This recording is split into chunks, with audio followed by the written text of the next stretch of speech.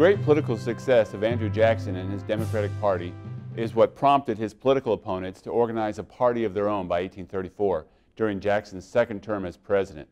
Like the Democratic Party, this new Whig Party was successful in unifying different groups from across the country, from both North and the South, who shared common interests and concerns. And what united the Whig Party was their hatred and disapproval of Andrew Jackson and his policies as president. In today's lesson, we're going to look at, first of all, the great success that Jackson and his party had, and also at the opposition that their policies generated. We're going to look at the emergence of the Whig Party, and finally, we're going to look at how the Whigs were able to have great success and win the election of 1840 using the exact same methods and techniques that had worked so well in the past for the Democrats. So let's take a look at why Jackson had such great success. One of the reasons why he was so successful was because he was able to impose party discipline. In other words, he was able to get Democrats in Congress to do what he wanted them to do in the same way that Martin Van Buren had had success in getting members of the Bucktail Party in the state legislature in New York to do what he wanted them to do. So the Democratic members of Congress were expected to vote the way that the president directed them to vote and to follow his lead. That's what we mean by party discipline. Now, Jackson also rewarded loyalty. So one of the first things he did when he became president was that he began to fire his political opponents and to hire his supporters and friends to positions within the federal government. This policy became known as the spoils system, and it was inspired by Jackson's own words. When people asked him about it, he'd say, "Hey, to the victor go the spoils." Now, when Jackson's critics accused him of cronyism, giving jobs to his friends and his supporters, Jackson's general response was to say that this is what democracy was all about. From his point of view, the people had spoken, they had elected Democrats to office, and so therefore the federal government ought to be accountable and Democrats ought to hold positions in the federal government. And this became a policy of every president ever since. Now, Jackson, when he became president, was very much opposed to the economic nationalism that had been pushed by President Adams and Henry Clay. Now, by this particular time, Henry Clay was speaking of his agenda, his policies for America as the American system. And what it involved was using a strong federal government to promote trade and industry. And to implement this American system, Clay believed, first of all, that you needed to have a strong Bank of the United States. Second of all, he believed that you needed federal funds for internal improvements. You needed roads and canals. And finally, he believed that high protective tariffs would promote American manufacturing. Now, when Jackson was president, he was determined to stop Clay and to oppose all of these measures. And as president, Jackson blocked efforts to promote internal improvements. He worked to lower tariffs, and he was successful in completely eliminating the second Bank of the United States. So let's talk about each one of these ideas. Jackson was very strongly opposed to the use of federal money for the constructions of roads and canals. He was a strict constructionist, just like Jefferson, who he admired. Jackson maintained that the Constitution did not authorize the federal government in any way to fund road or canal construction. In his view, that was the job of the states, not the federal government. And his position was actually in full agreement with the position that James Madison had taken earlier when he opposed an internal improvements bill back in 1817. Now, Henry Clay was the Speaker of the House, and he was still very influential, and so he was determined to get internal improvements even if the president was opposed. So one of the things he proposed in 1830 was the Maysville Road Bill. And what this road bill would have done, it would use revenues from the federal sale of land, these land sales out west, and then use those proceeds from those sales to build a road that would link Kentucky to Ohio. I mean, Kentucky happened to be Clay's home state, so it would benefit his own state. So it would link two states and link the country together. Now Jackson, he exercised his veto power. He said the bill was unconstitutional and he vetoed it. And the problem that Clay had was that he did not have the votes in Congress to override the presidential veto because the Democrats in Congress stood by the president and would not override the presidential veto. So Clay was completely thwarted and was disappointed, and after that he made no effort to advance any internal improvement bills because he knew he didn't have the votes to get him passed in Congress. So point one for Jackson. Now also Jackson decided to push to lower tariffs, but he did not want to completely eliminate them. Why? Well, you see, remember those immigrants, those Irish immigrants who supported him? A lot of them were artisans and workers, and they actually benefited from protective tariffs. So basically what Jackson decided to do was to draw down the middle and just lower tariffs but not eliminate them.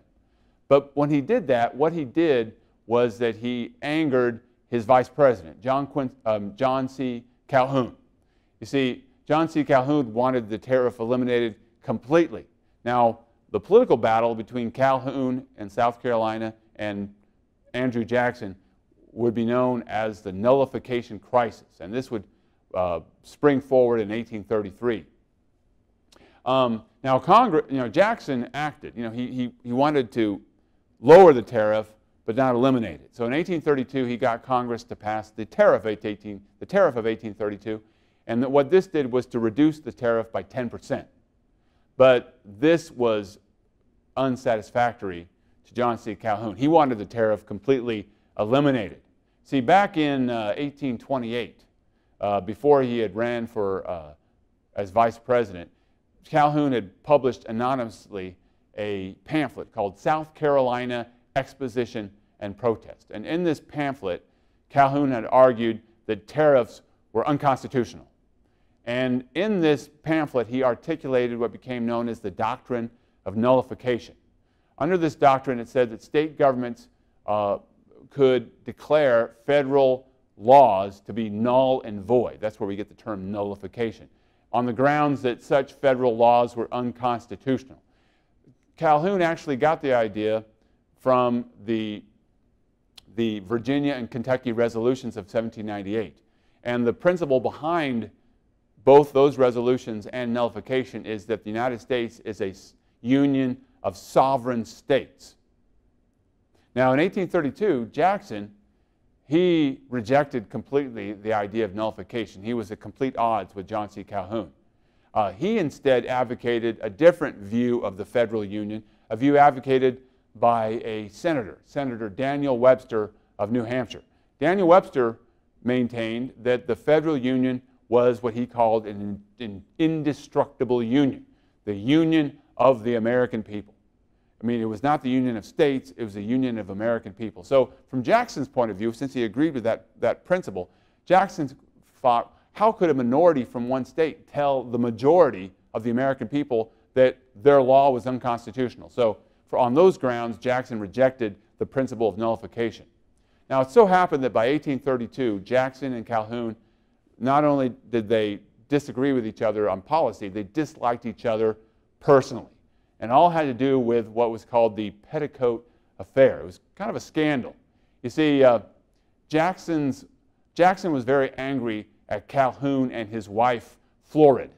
See, Florid and other wives in the presidential cabinet, they refused to have any kind of social relations with Peggy Eaton. Peggy Eaton was the wife of the Secretary of War, John Eaton.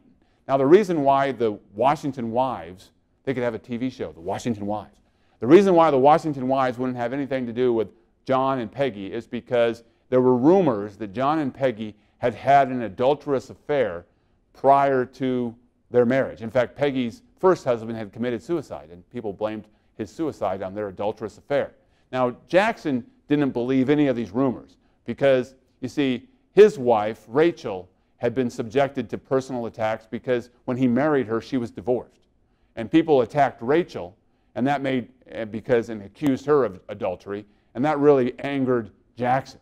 So when he saw Peggy Eaton being attacked, he kind of sympathized with her and felt like she was being unfairly attacked, just like his wife had been unfairly attacked. So when he told the members of his cabinet, your wives have to invite Peggy Eaton to their next party. And this shows you the power. You know, the wives said no, and their husbands said no. So who ran Washington? So basically what happened is that Jackson demanded that the entire cabinet resign over a party. So needless to say, John C. Calhoun, Jackson did not get along. Jackson blamed Calhoun's wife for the whole affair. So in 1832, basically what Jackson did is he unceremoniously dropped Calhoun and his running mate, just dumped him, and replaced him with his good friend Martin Van Buren. And he ended up winning re-election. We'll talk about the election later. Now, Calhoun, when he didn't win the election, he went back to South Carolina and ran successfully for the U.S. Senate. Now, it would be right after the election of 1832, in the late 1832, that Calhoun started the nullification crisis. He had a lot of influence in South Carolina, and he convinced the South Carolina state legislature to hold a special state convention. And in the state convention formally nullified the tariff of 1832, saying that the tariff was unconstitutional. And they even threatened to secede from the Union if the federal government attempted to enforce the tariff of 1832. Now, Andrew Jackson wasn't about to back away from a fight. In fact, at one point he said, I'm going to march an army, I'm going to hang John C. Calhoun from the nearest tree. But what he did issue was, he didn't hang John C. Calhoun, but he did issue the nullification proclamation on December 10th, 1832. He declared that nullification was in fact unconstitutional, and that he was going to enforce the law, and he was going to send federal troops to South Carolina to make sure that the tariff of 1832 was enforced. So he was prepared to send federal forces if necessary. Now, it was at this point that this crisis was going on that Henry Clay, the great compromiser, came forward. He didn't want to see violence. He didn't want to see the Union break up. So, using his power as the Speaker of the House, he decided that the best way to bring a peaceful end to this crisis was the old carrot and stick approach to get South Carolina to agree and to end the crisis. So in 1833, as part of the stick approach, Clay got Congress to pass the force bill. Now, the force bill gave President Andrew Jackson the authority to use force, if necessary, to enforce the tariff of 1832 onto South Carolina. And the intention was of having this vote and passing this bill was to show that South Carolina was isolated, that it didn't have a lot of support from other states. But he also had a carrot approach. He wanted to assure South Carolina that, that Congress was looking out for him. So what he proposed also as part of a compromise was the compromise tariff of 1833. This was pushed by Clay, and what it did was to reduce the tariff of 1832 by another 10%, and this reduction was to take place over 9 years. So even though Henry Clay believed in strong tariffs, since he believed in compromise, he was willing to reduce the tariff if that was enough to get South Carolina to agree to come to terms. Now, in the end, South Carolina decided to come to terms. They had another state convention in 1833, and they formally withdrew their nullification of the tariff of 1832. But just to send a message to Washington, they did nullify the force bill of 1832. So with that second convention, the crisis ended. But it had a lingering after effect in the sense that John C. Calhoun never forgot that he had been humiliated and that Jackson had treated him badly, and he became one of Jackson's biggest enemy. All right, now another issue about Jackson was that, remember, he wanted to get rid of that Bank of the United States. Now, when he ran, the Bank of the United States had a 20-year charter, so its charter was going to end in 1836, and Jackson wanted to make sure that that charter was not renewed for another 20 years. And so he vowed to veto any effort to renew the charter for the Bank of the United States. Now, in 1832, Henry Clay decided that he was going to run for president, his second try. And he decided to run as a national Republican, and he decided that he was going to make the Bank of the United States the central issue of the 1832 campaign. because he was saying, if I get elected president, the first thing I'm going to do is get that charter renewed. So that became the theme of the campaign, and the bank was the big issue of the 1832 election. Now, you've got to remember that the National Republican Party was a party in name only. It didn't have the structure, the organization, the discipline of Andrew Jackson's Democratic Party. And so as a result, in 1832, Jackson won the election by a landslide. In the election of 1832, Clay didn't have a chance. So now when Jackson, after he'd been reelected, he saw his victory as a call to action. From his point of view, he believed in democracy. The American people had spoken. They didn't like the bank. So in 1833, he issued an executive order.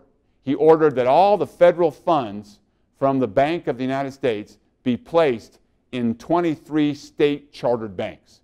And critics referred to these banks as Jackson's pet banks. And basically, by removing all the money out of the Second Bank of the United States, he effectively dissolved the Second Bank of the United States, and of course later it was not renewed. So he got rid of the Bank of the United States. He killed it, just like a man, like in that cartoon, a man with a sword killing and striking down a snake. He killed the Second Bank of the United States. Now, not all of Jackson's policies as president had to do with opposing Henry Clay's American system. You've got to remember that he was from Tennessee, and Tennessee at that time was considered a western state. And Jackson wanted to help out the western farmers who had voted him into office. So he was determined to eliminate the threat of Indian attack. And his solution to that problem was what was called Indian removal. Now, he didn't come up with the idea. It was actually the guy who came up with the idea was Thomas Jefferson. The idea was to take all the Indians who lived east of the Mississippi River and move them and isolate them and move them to the southern plains, which is what is today, would it be Oklahoma and Kansas. The idea would be is if they were separated from the rest of Americans, from American settlers, they would not be a threat. Now, the reason why they wanted to settle them in the southern plains was because this area was known at the time as the Great American Desert. And the feeling was that it was unsuitable for farming, and so it was very unlikely that Americans would ever want to settle there. So the idea was, well, since Americans don't want to settle there, let's put the Indians there, make them live there. So Andrew Jackson got passed the Indian Removal Act of 1830. And what this Indian Removal Act authorized was for federal government agents to sign treaties with Indian nations to relocate them out of their homes and place them in this new Indian territory in the southern plains. Now, between 1830 and 1835, the federal government signed about 94 separate treaties with different Indian nations. Now, most of the nations, as part of these treaties, they received payments for the value of their lands. Now, for the most part, when these negotiations took place, most Indian tribes weren't really that familiar with land values and market values, so a lot of times they got very little money for the land that they gave up when they moved out to the southern plains. Now, there were some exceptions. Like in the southeast, there was a number of tribes known as the 5 civilized tribes. And these were tribes, they were called the civilized tribes because many of them had adopted American and European ways of life. Now, one such tribe was the Chickasaws of Mississippi. Now, they were able to negotiate a pretty good price. They had prime farmland in Mississippi, and some of them were wealthy enough that they were able to move to what is today Oklahoma and start cotton plantations along the Red River Valley that divides Oklahoma from Texas. It's important to remember that the Indian Territory was part of the Confederacy and supported the Confederacy of this, they were slave state during the American Civil War. Now, not all the Indian nations were willing to go without a fight. There were some efforts to resist removal. In fact, one such person was Chief Black Hawk.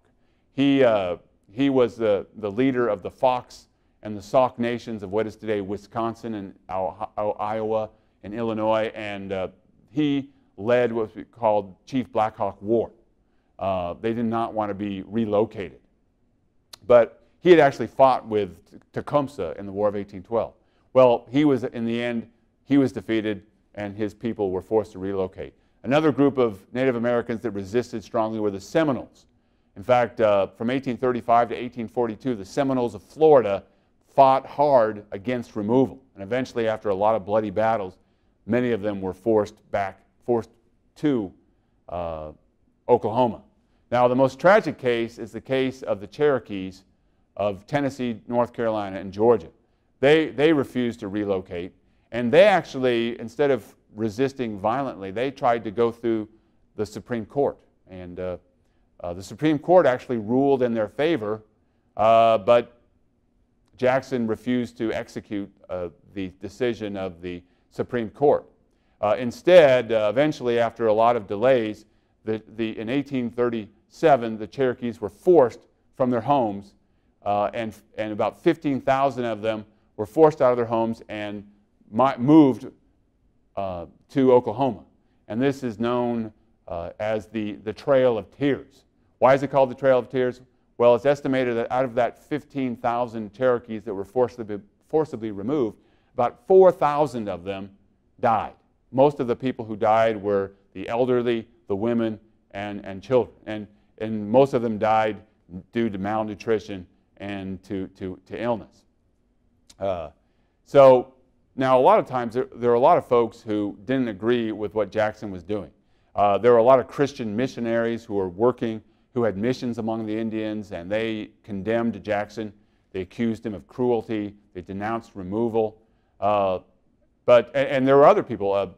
Maybe you've heard of Davy Crockett. Davy Crockett of Tennessee was a big critic of Jackson's Indian removal policy.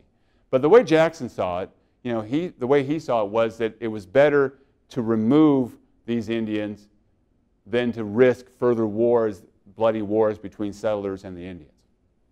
Now we want to look at how Jackson's political opponents were able to come together and organize themselves into a party to oppose Jackson and the Democratic Party. Now, by 1834, this party was beginning to take hold and was beginning to coalesce. And what united critics, what united this emerging party was that they all hated Andrew Jackson. They denounced him as a demagogue. They denounced him as a tyrant. They likened him to King George, who had been the enemy of America during the American Revolution. In fact, Jackson's critics often referred to him as King Andrew I. And they viewed him as someone who was a tyrant and a wannabe demagogue. And so the opponents of Jackson called themselves the Whigs. You've got to remember, going back into history, was that the Whigs, remember, were the party in the 18th century in England that opposed a strong monarchy, opposed the concentration of hands and the power of the king, and opposed corruption. Absolute power corrupts absolutely. And also during the American Revolutionary War, some patriots referred to themselves as Whigs.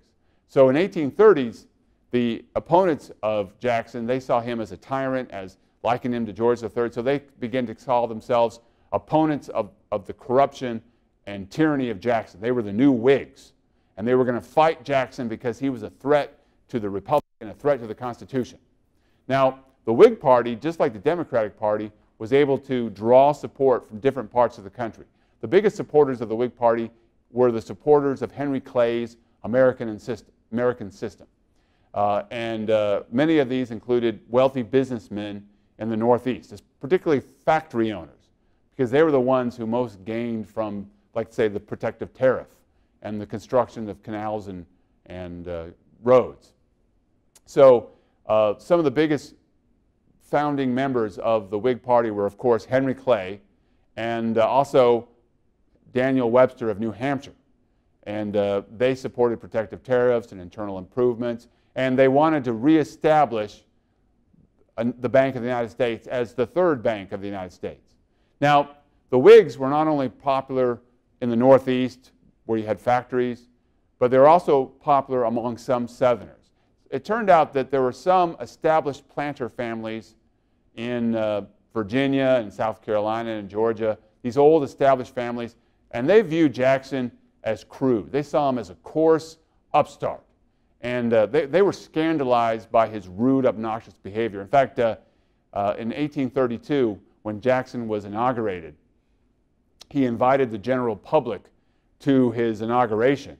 And people were scandalized that all these people were drinking whiskey, getting drunk, and they broke some china in the White House. And these kind of stuffy, old-time established families thought that Jackson was just a little bit too rude and uncouth for them. Now, Calhoun was one of these leading Southerners. He had personal reasons for hating Jackson, but also his wife, Florid, was from a very established family. So he didn't like Jackson, and many of his friends and supporters and fellow Southerners from established families didn't like Jackson either. So they became another group of people who joined in and supported the growing Whig Party. Now, like I mentioned earlier, Christian missionaries, a lot of Protestant missionaries who had missions among the Indians, they didn't like it.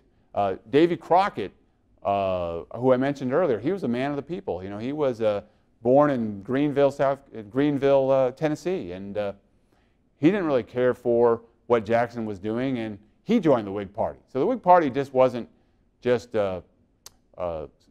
factory owners and wealthy planters. It included some backwoodsmen like Davy Crockett.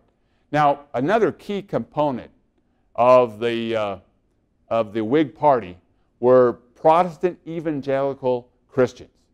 And these were very strong up in the north in places like New York and Pennsylvania. And what they were appalled by was the fact that the Democratic Party had reached out to Roman Catholics. You see, the Catholics were viewed as the enemy. We've already mentioned this, and they were viewed as not real Americans. Now, it's turned out that a forerunner of the Whig Party among Protestants in the North was a party called the Anti-Mason Party. And this party was organized in the 1830s to oppose Martin Van Buren's Democratic Party that had a lock on the state legislature and high state offices. Now, this anti-Masonic party was called the Anti-Masons because they believed that Freemasons were an elitist threat. They were anti-Christian, they were elitist, they were a secret society that ran the Democratic Party, and that this Freemason party was out to destroy the Republic and was just a bunch of atheists and free thinkers. Now, the Freemasons, in fact, were a real organization. They date back to the 18th century in England, and they were committed to the principles of the Enlightenment, reason, progress, the brotherhood of man. And Freemason societies were secret societies. They had crossed over from England to America. And the fact of the matter is that many well-educated, affluent, wealthy professionals, doctors, lawyers, journalists, teachers, were members of the Freemasons. And so a lot of Protestant evangelicals, when they looked at Freemasons, they saw them as people who were anti-Christian, as people who were out to destroy the Christian faith. Eventually what happened is that this anti-Mason party would merge with the new Whig Party, and many people who had been leaders of the anti-Masonic party, people like William Seward and Thurlow Weed, they would become prominent leaders of the Whig Party. So the Whig Party really had a lock on a lot of Protestant evangelicals in the Northeast who were anti-Freemason. Now, of course, the irony of it all is that they supported Clay, and Clay was a Freemason, so whatever. Now, by 1840, the Whigs were able to unite all these disciplined groups into a well-disciplined political party.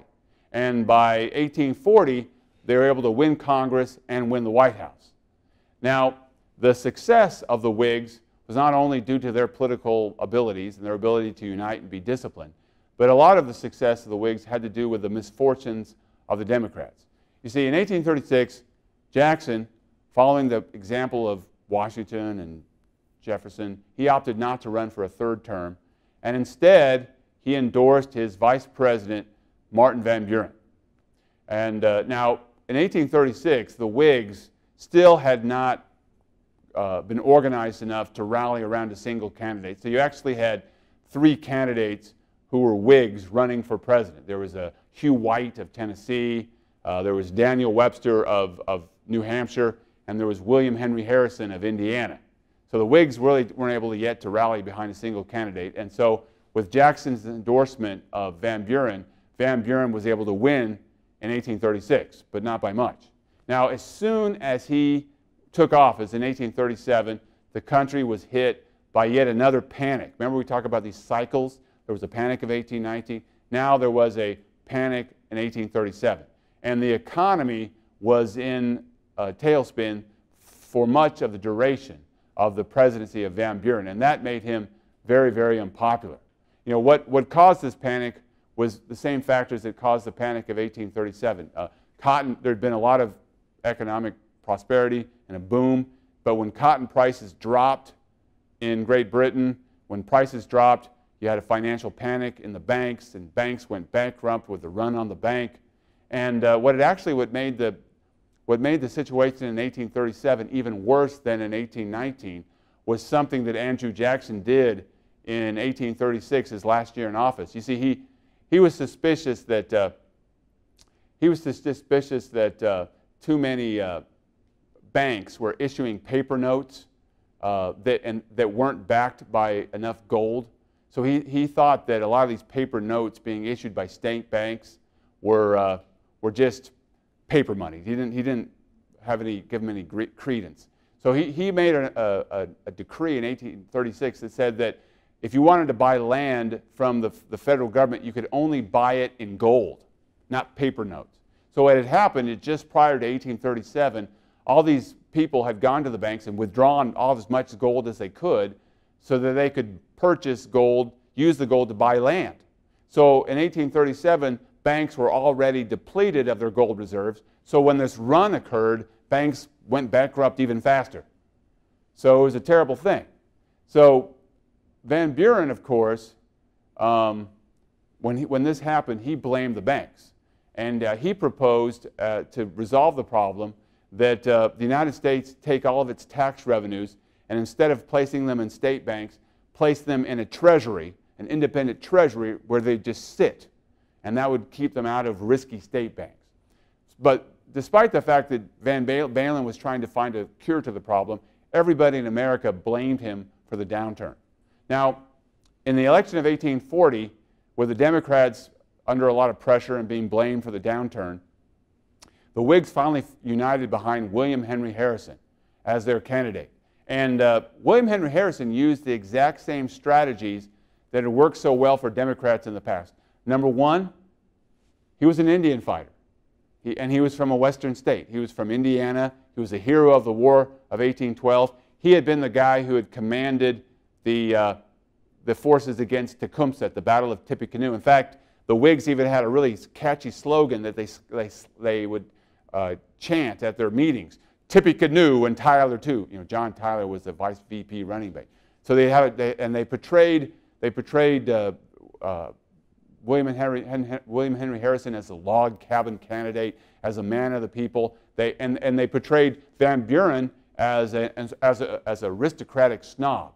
Now the irony of all this was that Harrison, in fact, came from a very wealthy family of Virginia planters, and Van Buren was the one whose dad was a tavern keeper. But, you know, that didn't matter. Perception is more important than reality. So the Whigs were able to bring forth William Henry Harrison as the man of the people, using the same techniques that the Democrats had used so well, and Harrison won the election in a landslide. And now this victory of Harrison marks the victory of the two-party political system, because from this point onward, this would become a fixture of American politics. And it was a victory for the democratic spirit as well. In the years after this election, though, issues would go away from issues like the bank and the tariff, and manifest destiny and Western expansion would become the major issue of the day, and we'll look at that in the next lesson.